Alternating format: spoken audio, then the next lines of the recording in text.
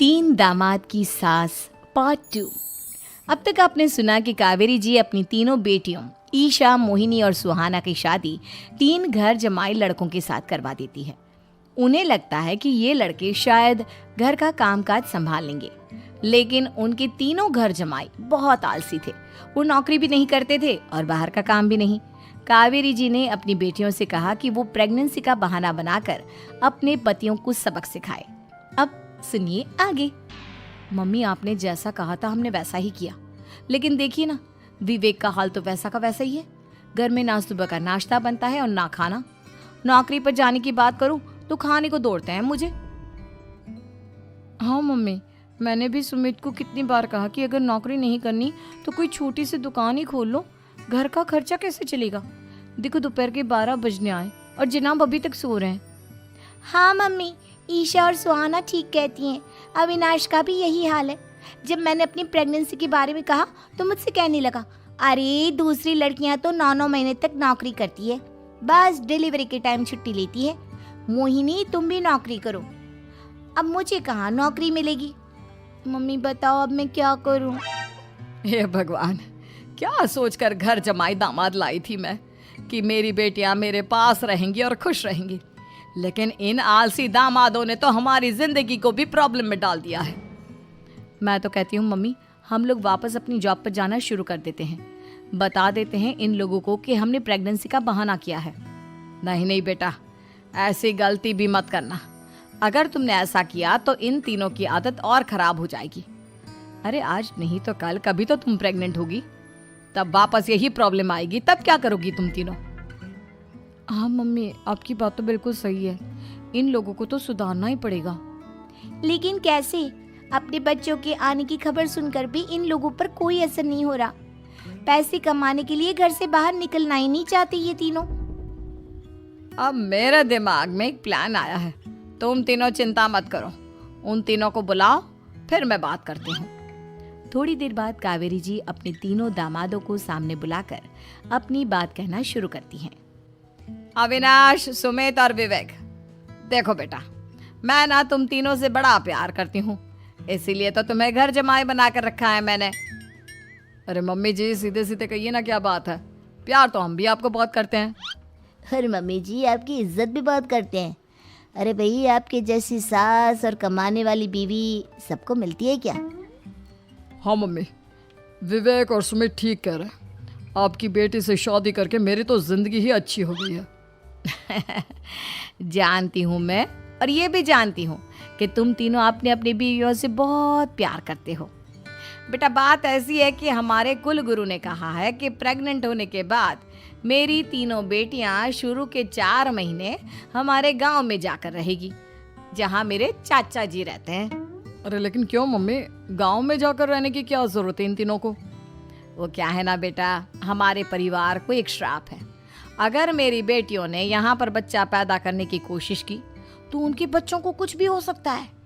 इसलिए अब से लेकर 4 महीने पूरे होने तक इन्हें गांव वाले घर में रहना पड़ेगा। हाँ तो इसमें प्रॉब्लम क्या है मम्मी जी?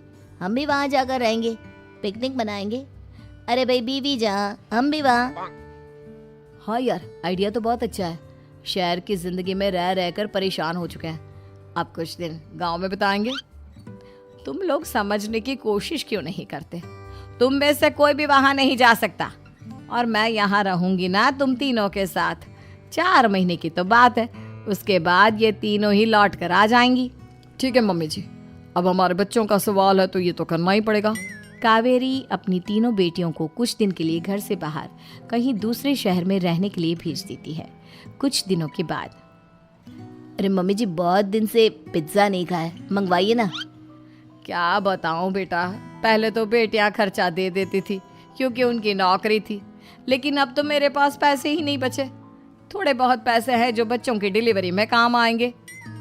लेकिन मम्मी जी, आपकी बेटियों को वापस आने में तो अभी बहुत वक्त बाकी है। वही सोच सोच कर परेशान हो रही हूँ। सोच रही हूँ कल से दूध भी बंद करवा देती हूँ। अब दूध वाले को देने के लिए पैसे भी तो नहीं है ना। अरे नहीं नहीं मम्मी जी, अगर दूध भी बंद करवा दोगी तो मुझे चाय कहाँ से मिलेगी? और चाय के बिना मैं तो मर ही जाऊंगा।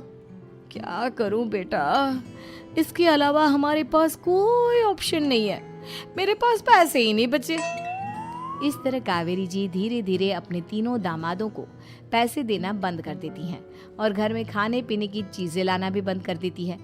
अब वो तीनों बुरी तरह से परेशान होने लगे थे और इसलिए एक दिन तीनों प्लान करके घर से बाहर निकलते हैं और बाजार में जाने के बाद यार अच्छा खाना खाए हुए कितने दिन हो गए, पता नहीं कब अच्छा खाना मिलेगा।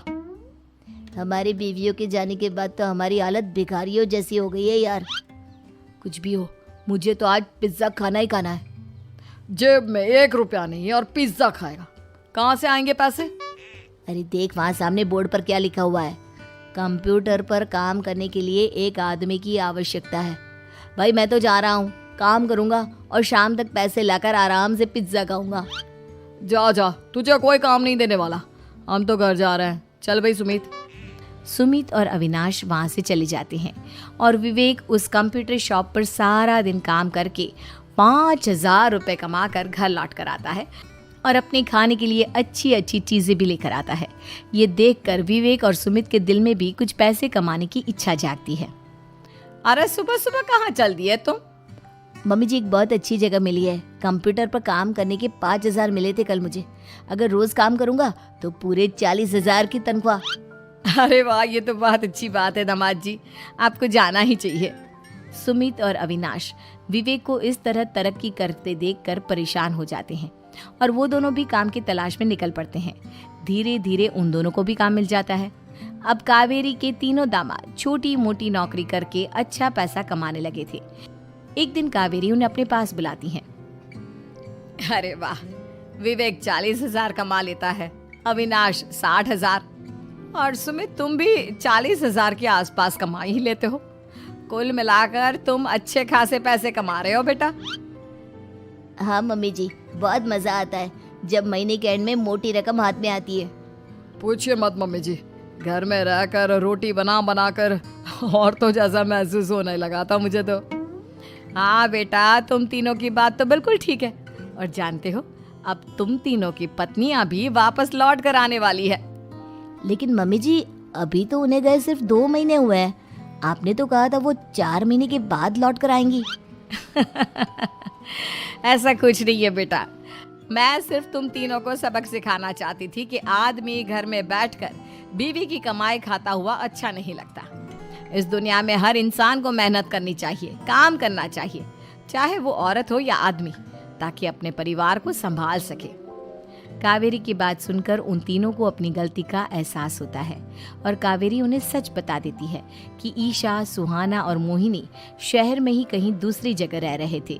शाम के वक्त उन तीनों की पत्नियां लौट कर आ जाती है और कावेरी जी का परिवार एक खुशहाल परिवार की तरह रहने लगता है।